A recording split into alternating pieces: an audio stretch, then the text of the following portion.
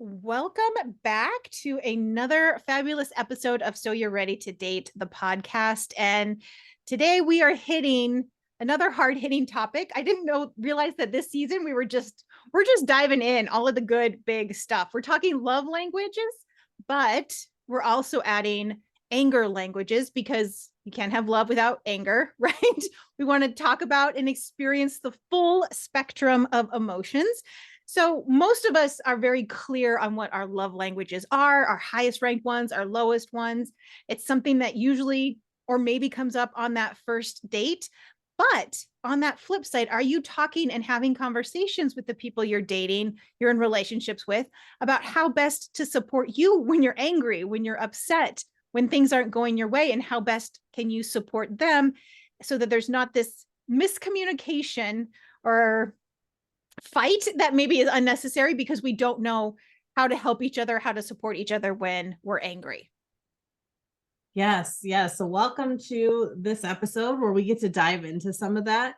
And I think you're right. I think everybody knows a lot about the love languages. If you haven't heard about it, you haven't read the book, definitely worth checking out. Go read it, go take the test, figure out what your love language is, what your partner's love language is, and find out some of those interesting things. Because one of the things that I discovered for myself is my number one love language is acts of service.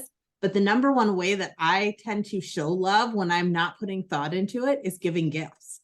And I don't receive gifts very well because I don't need a lot of stuff. And a lot of times, stuff to me feels like clutter. So I don't receive gifts nearly as well, but I like to give them. So I thought that was an interesting thing. So if you've never explored that about yourself, I definitely recommend that you go take a look at the book, read the book, and take the quiz and find out what your love languages are. And I think there's a lot of hype and a lot of talk about that. And those are very clear.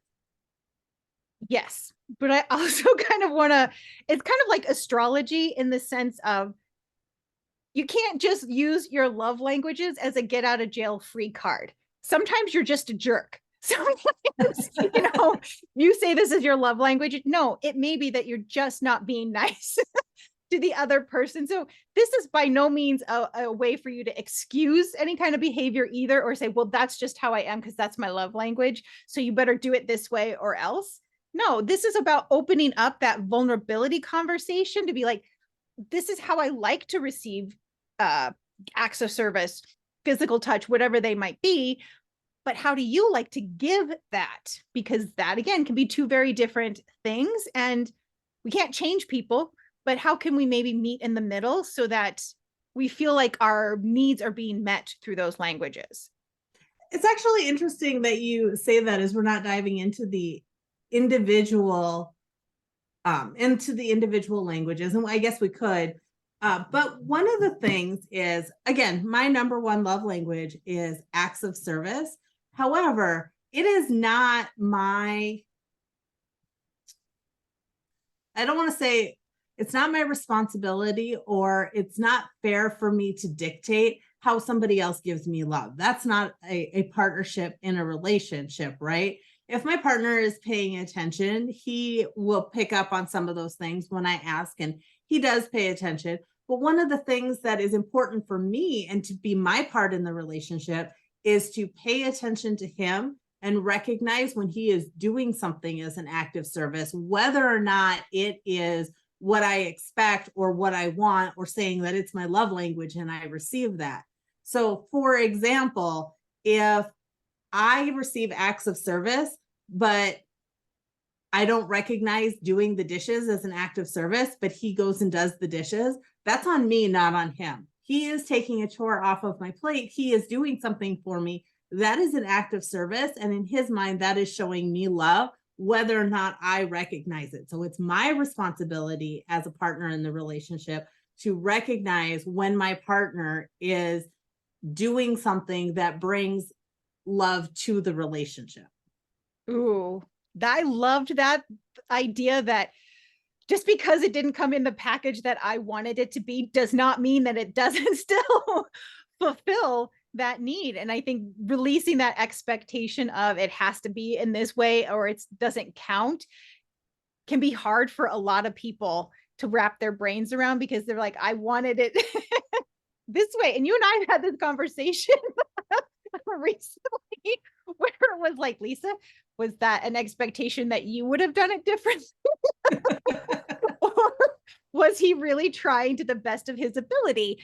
And I had to like sheepishly be like, you know, was him trying his best, but it didn't fit into this very narrow description of what I wanted it to be. So I had to take a step back and be grateful that he was trying in his way to make plans, to schedule this date. And for, you know, a myriad of reasons, it wasn't working out the way that I thought it should. But I'm glad you said that, receiving it in the spirit with which it was intended, whether it was the way I thought it was supposed to be or not. Right. I love that.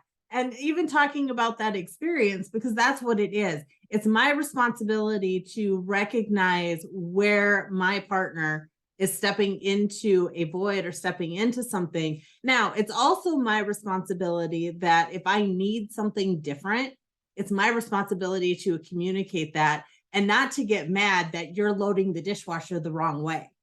Okay, but you are loading the dishwasher. Or, you know, I had a friend once talk about fresh flowers, and she would get upset when her partner would bring fresh flowers home, because what a waste. It wasn't a plant. They just die, all of this stuff. Well, then he stopped bringing them home because she stopped complaining. And now she recognizes that he doesn't ever do that. And I was like, yes, you need to appreciate when they do something, even if it's not the way you would have done it. And so not telling them, and women, especially when I'm talking from a woman's point of view to a man, not telling a man that they're doing something wrong, because he wasn't doing anything wrong, right? My partner's not doing anything wrong loading the dishwasher. He's just not loading my dishwasher my way. But that's not wrong. And if I tell him that he's wrong, he's going to stop loading the dishwasher and performing that act of service, which I recognize that he is doing out of love. So there's a fine line there. And my responsibility, I need to recognize what part I play in that and what my responsibility is. Which is the tough part, right? Always to sit back and reflect and go, okay, wait a minute, let's back up. I'm gonna have my expectation. Yeah.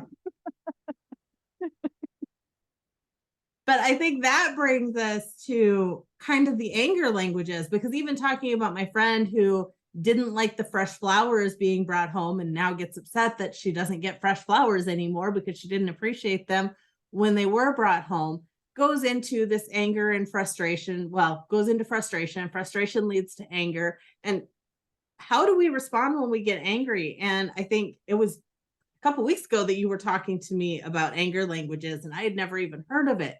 So going out and researching it, that was very eye-opening, and I think an important message that we can bring to our listeners that maybe they had not thought of or heard of before. Well, yeah. I mean, I was on TikTok, and Dr. Raquel Martin, she's on TikTok. You should follow her. She's I want to say a psychologist or a psychotherapist. Anyway, she's a brilliant, brilliant woman. And so that's where I had first heard about it, because she was talking about it in respect of you're always talking about your love language, but how do you fight? How do you get angry? How do you argue? Are you talking about that with your partner, with your date? I guess you can talk with your dates about that, but with people in your life about how do you handle what we very much consider a negative emotion? Is it the most fun emotion? Absolutely not. But I think we always do ourselves a disservice if we discount an emotion just because at some point it might be unpleasant, or especially as a woman, it's not a couth thing to talk about. It makes us, you shouldn't talk about anger. You should be nice and pleasant all the time. Well, this is not a good vibes only space. This is an all vibes are welcome. And sometimes we need to talk about, how do you express anger? How do you need to be supported when you're upset, when you're frustrated, any of those things, so that I don't necessarily take it personally, but I know best. Do you need a hug? Do you need me to step back? Should I go grab you a cup of coffee? What do you need? And how can I best support you so that we can maybe come back and have this conversation, but we don't, in the heat of the moment, say something we may not be able to take back. I think that That is great. And there are five different anger languages that she has identified here. And so I think we dive in and maybe talk about each one of those and just a little bit really help us to understand and break down our own individual anger languages. So diving into that, the first one is, are you a righteous fight? Actually, I want to back up. I'm going to back up for just a second and say, right, this is an all vibes allowed, every vibe allowed, full gamut of emotions. Go ahead and focus on them. And maybe we'll get into this a little bit down the road, but anger is always a secondary emotion. So once you're done being angry, it's important to sit back and look beneath the anger. What made you angry? Was it unmet expectations? Was it disappointment in yourself? Was it disappointment? Was it frustration? Where was that other emotion and what was that? And how can you resolve the issue so that it doesn't keep repeating and you get on this repeat cycle moving forward? I just wanted to preface that. But going into that, when we get angry, are we a righteous person? Do we want to show up, or does it show up for us as I'm right, you're wrong, no matter what happened? Right. Or that this is the hill I'm going to die on. And for some people it is. We have egos. We all have an ego. And sometimes when we are feeling angry, our ego takes over and it's very ego driven and it keeps score. And the whole thing is I'm right and you're wrong. I have somebody in my life, very close to me in my life, not my partner, but somebody else. And that is the way that they are. It's always the I'm right and you're wrong. Even when she is not fighting, if you say something like, oh yeah, you were right, her response is, I usually am.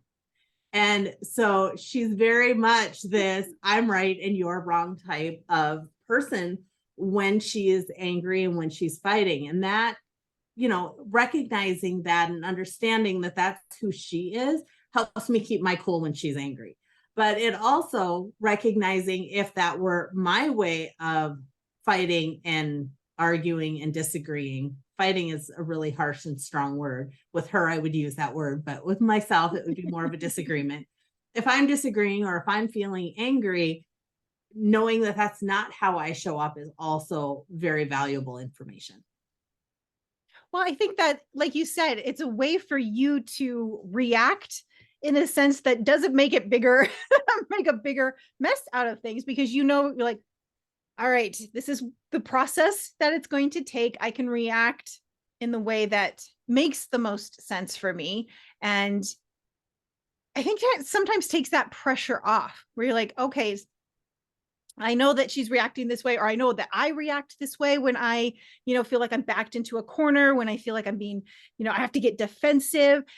So how can I take that step back and come at this from a point of view that helps us solve the problem as opposed to getting things riled up again?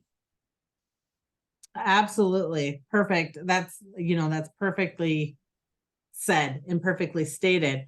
And so moving from that anger language, the next one that you have on the list is indignation. Showing up as, how can you do that? What's wrong with you? Why really like this? I'm better than you, and not necessarily I'm right, but how could you even think to do that? And really belittling and putting shame on your partner, which I think is a very dangerous line to cross. Well, I think that is just how you kind of start to lose respect for somebody, right? When you just constantly feel like you're always the bad guy, you can't do anything right. So I'm like, kind of like the flowers thing. So why do I keep trying? If you're just going to make me feel bad for this or shame me for however I've reacted, why do I want to do anything with you anymore? Yes. Well, and I think Brene Brown talks about shame. She's a shame researcher. If you don't know who she is, very, very, she's got some really great information, really great books, really on the nose, and speaks very clearly to help you understand what some of this is. And I think of indignation showing up that way, which I'll admit there have been times I don't think that that's my number one way of showing up when I am angry, But I will admit that that has happened in the past, especially in fights over parenting when my son was younger, before I knew any better. But that message of shame to your partner, it crossed a dangerous line for me in my relationship and did some stuff. But when you're talking about Brene Brown and kind of breaking down what shame is there. The difference between guilt and shame: guilt is I did bad, shame is I am bad. And so when you are putting a guilt trip on somebody else, that can quickly turn from guilt to shame. And for somebody to take that shame upon themselves, that breaks down trust in a relationship and can be cancerous in a relationship. So really sitting back and understanding and thinking about, is this the way that I show up? How can I show up differently to be a better partner? Because really that's all you have control over is how you show up, how you react, how you change the focus, you change yourself so that maybe you aren't reacting in the way that doesn't feel good to you. Because I think at a certain point, I would hope it starts to feel not good to you to keep acting and reacting in these ways. And so that little bit of self awareness, that little bit of forethought that's like, hey, I'm not getting the response that I want. What can I maybe be doing differently so that I start to get more of what I want in my relationship? Yes, yes. And that's just it, right? This isn't, there's no right or wrong answer. We all show up the way that we show up given our past experiences. So having some conversations with our partner can help open that door and help them understand where we're coming from and help make that process a little bit smoother. But ultimately, the only thing we have control over is ourselves, our own actions, our own thoughts, and our own responses. So if that's the way that you show up and you feel that that's not healthy for where you're at, is it that you need to take a time out before having that conversation so that you calm down so that you don't react that way? Is there a timeout or safe word in your relationship where you can separate for a few minutes or whatever that looks like? Well, funny enough, the guy that I'm dating, we actually had this conversation where we talked about a little bit about love languages. And then I asked him, I'm like, so when you're angry, when you're upset, how can I best support you? And kind of talking through that and telling him that, yeah, when I'm upset, I'm going to need to take a time out. I know myself that I know that sometimes I need to step back. I need that space to be angry, to be pissy, to be a million different emotions, and I need to process it and figure it out. And I told him I will communicate that, hey, I just need this time. I'm willing to come back at X time to talk about this. I just need some space to process this, because then I can have that clear head. I can come back and we can discuss it and we can have a conversation once the anger has kind of dissipated. But I think knowing yourself well enough to be like, do I need to take a step back? Maybe it's just a walk around the block. Maybe you lock yourself in the bathroom. Maybe it's whatever you need so that you can get some perspective, so that you have a conversation that comes later that's productive and not just more anger hurling itself back and forth.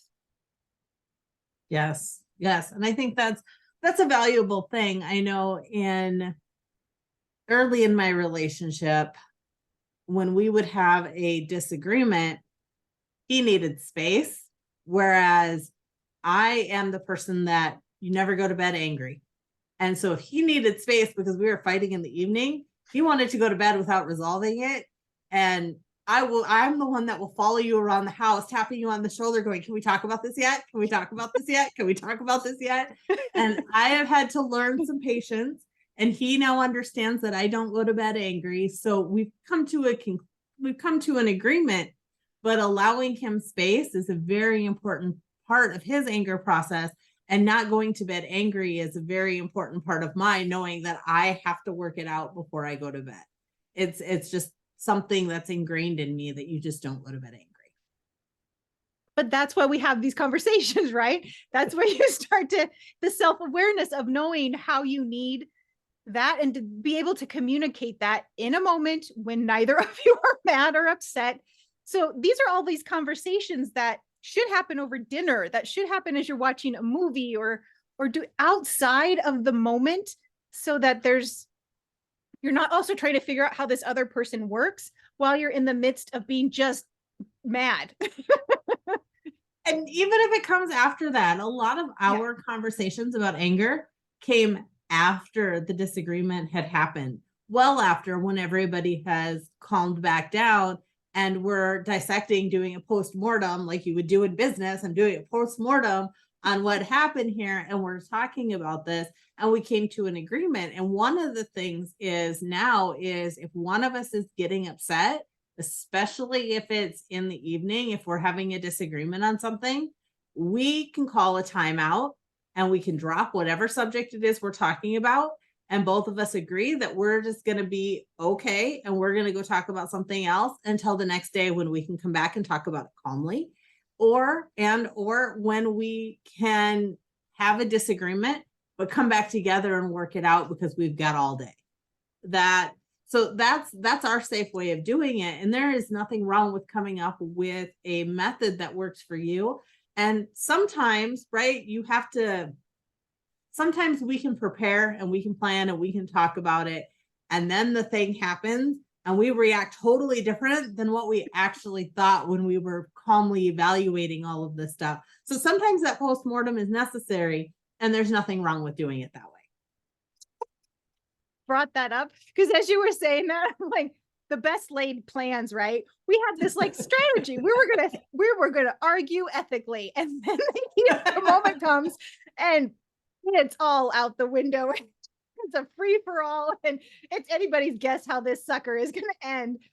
But I think again, it's like any muscle you're working. Eventually, hopefully, you get to a point where, like you guys have, you kind of know and can see the signs that it's coming and be like, we don't have time to do a full-on discussion, quote unquote. So we're going to table this until tomorrow when we've got more time. Or you're like, nope, I've got time. Let's go. So I think it's about trying your best in the moment, but knowing that you're not going to be perfect at it. Knowing that you're probably going to have those fights that are dirty and not nice and unkind, but to come back together as a team, as your partner and you, and being like, okay, this didn't go as planned. How would you like this to have gone differently? And I think that's how you learn, and that's how you work and grow on that particular aspect of it, is that you get better at seeing these are our habits, these are our patterns, so that maybe next time we get, instead of the full 5-step plan, we got steps 1 and 2. So again, it's all progress. Remembering that growth doesn't happen when it's easy is really important. Growth happens when things are hard. Growth happens in those icky moments. So while it sucks to go through it, and have a plan, by all means, put a plan out there. But if that plan isn't executed perfectly, not personally, but if that plan isn't executed perfectly, give yourself some grace, give your partner some grace, and recognize that growth is happening.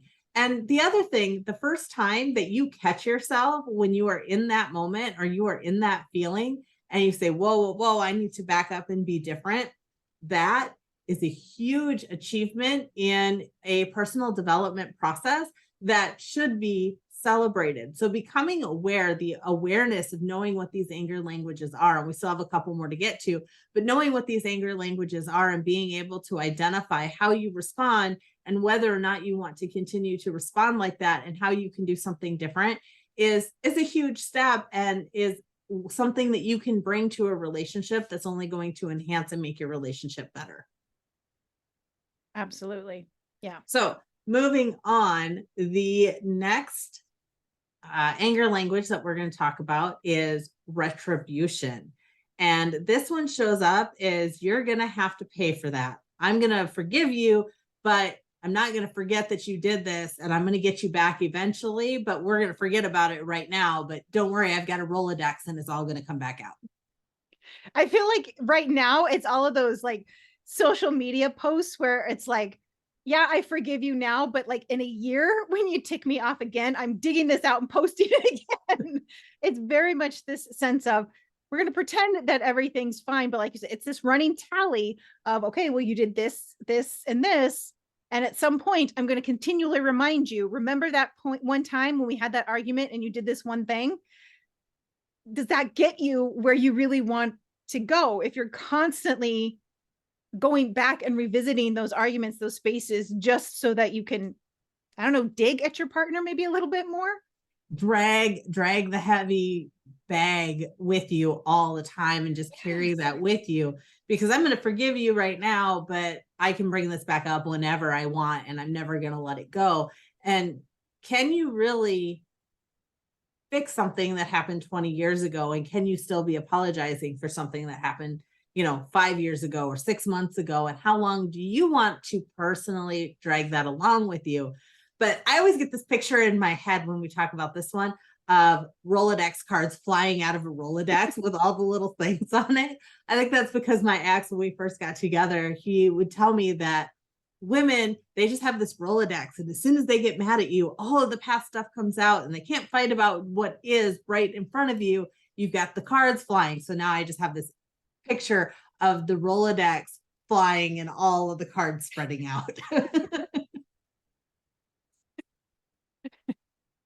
Yeah, And I'll say this one very much is probably my default go-to, and I have to catch myself because that's not who I want to be, and I don't want to hold on to things. So this is something that has been a work in progress for me, and this, I would say, up until the last few years, has definitely been my default. It always has that feeling of, and I don't remember where the quote is or where it's from, where it's like, when you drink poison expecting the other person to die, like you're holding on to all of this resentment, all of these issues, and expecting the other person to feel bad and feel upset about it all over again in the same way that you are. And they're probably not. Exactly. And this is where a forgiveness practice to help with that anger language, that's what I'm looking for, a forgiveness practice, and really looking into how to start working on and practicing forgiveness on a regular basis can be super helpful, which we'll get into in another episode, because forgiveness is another one that we could talk about for quite a long time. Oh yeah. So moving on, the next one is distraction. And it's a way of, that one, they categorize it as a way of getting out of taking responsibility for your own actions. And it's by bringing up something that's not what's really going on. Somebody might be upset about something or bringing something to you where you're getting mad, and suddenly you're going to get mad and you're going to divert that focus to something else. So getting mad because you left the garage door open, and all of a sudden we're fighting about the fact that we spent $500,000 on a house that we didn't need. I don't know, right? Something like that. You didn't pick up the kids from school. Yeah, well, you didn't put your clothes in the hamper the other day. You didn't put the toilet seat down, and you have to, yeah. So it yes, trying to distract and move away from the topic. And it's a way of getting out of taking responsibility for your part in whatever the disagreement is, right? Because in any situation, it takes both parties. So our personal responsibility in any situation might be very minimal. However, we do have a part to play in this. Well, and I think it's important to note too that if you find yourself in a situation where it feels easier to just apologize and take responsibility for stuff that's not yours, that maybe that's a sign to take a step back. By all means, take accountability and responsibility for the stuff that is actually yours. But if it's turning to this point where to just get the fight over with, you just start taking responsibility for everything, then I think that's always one of those like signs that maybe something else is going on here that's a little deeper than us just not fighting fair, but being really mindful of the people who are open to taking responsibility, however that looks. And again, you can't always have that expectations that there's going to be the way that you necessarily would, but they're open to that response, that feedback, that idea that, yeah, I have a part I played in this. How can I work to make it right? Absolutely. And then anger language number 5 is justification. Well, you deserved whatever it is that happened. If you did something and it caused a disagreement, well, you deserved it because of what you did here, what you did there, and keeping score and not taking responsibility for your own emotions and blaming somebody else for your emotions. And that comes back to, again, personal accountability and really understanding where is my responsibility and how am I feeling? Because when you blame somebody else for your emotions, you are giving your personal power away. You have ultimate control over your emotions, and how you perceive something and the emotions that you are feeling is based on your perception of other people's actions. See, the funny thing is that when you start bringing up justification, and my brain automatically goes to feeling like you have to justify why you might be mad at a situation. So I think there's comes that point where you're like, maybe you've just been told enough times that you overreact. So you feel like you have to justify why in this particular situation you feel upset. So justification can come in a lot of different forms. So, always trying to find that maybe deeper underlying thing. Like, why do I feel like I have to justify why I'm upset? There's something else going on there. And as always, taking a step back and really examining what you're feeling and what's going on. Yes. And I think that goes hand in hand. That's very nicely stated, justifying why you're having the feelings or why you're angry. And when you're justifying why you're angry and you're blaming your anger on somebody else, that would be right, making somebody else your scapegoat, giving your power away because you're choosing to be mad at a perception of how somebody else has done something.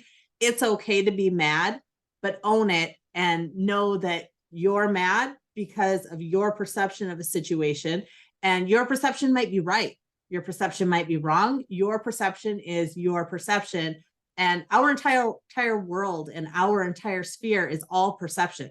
There is no real such thing as reality because every one of us perceives every single situation differently.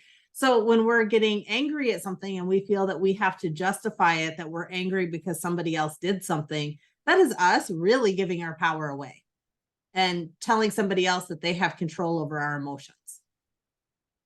Yes. Do we have more anger languages or did I? Nope, you're totally, but you were spot on with that. And I like the way, I think you did a better job of explaining it than I did at first.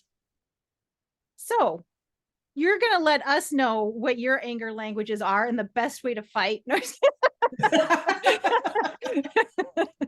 okay, how about you let us know if you want to dive any deeper into any of these and want some good tips and tricks on how to grow and get past that first fiery level that is not serving us.